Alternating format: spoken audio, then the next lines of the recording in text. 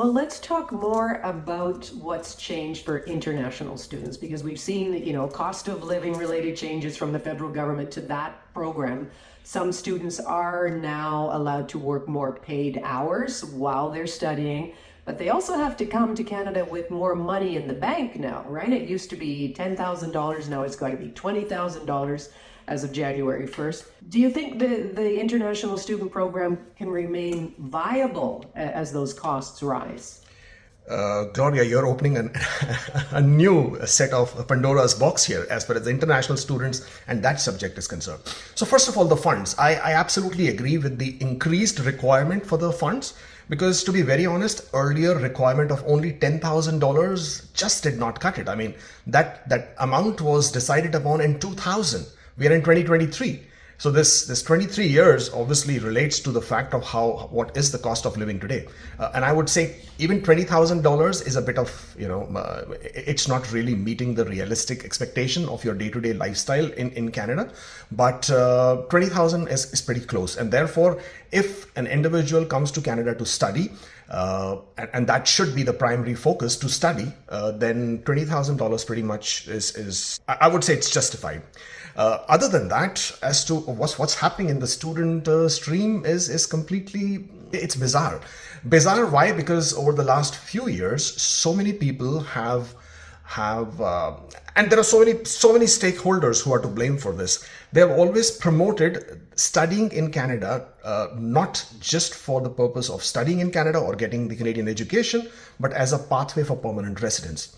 Over the last 2 or 3 years, the hundreds and thousands of international students who are in Canada are now beginning to realize that what they were sold is not really true. And the people who are to blame here are a bunch of people. Of course, the agents who are all across the world who sell the pathway to education. They mislead people into believing that if you come to Canada as an international student, then that's almost a guaranteed way of becoming a permanent resident.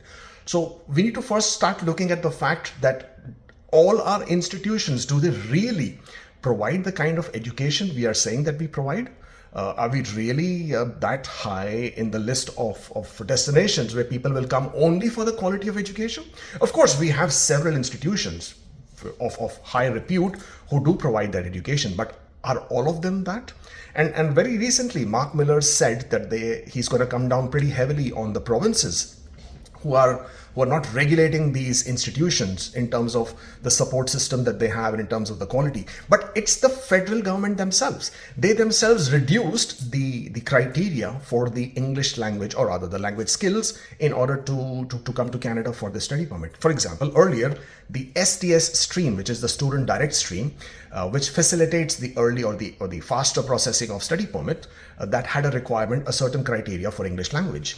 That was reduced by the federals. Why did you reduce it? When there is a huge hue and cry amongst the university and the college professors saying that a lot of students who are coming to the colleges, they are not able to communicate very well in English. So why would you reduce it? Make it easier for people who were not going to study properly or would not be able to communicate well to study in Canada. And then you come back and say that the provinces are not regulating. So there is a bit of a mixed signal there.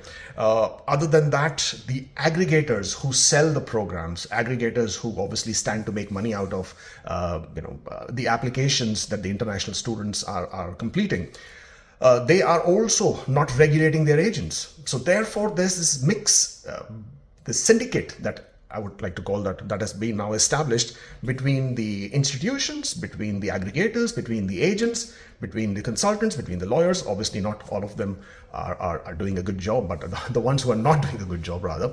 And in terms of misleading these students, and now that these students are here and not able to find a pathway, you have this set of people who just do not know what's happening. And you are now coming to a point where you have more than 2 million people in Canada who are temporary residents. So you have international students, you have foreign workers, and who all want to find a pathway to permanent residence, but they won't find one because there is a limitation each year on the targets for permanent residence. So yeah, this is the huge Pandora's box.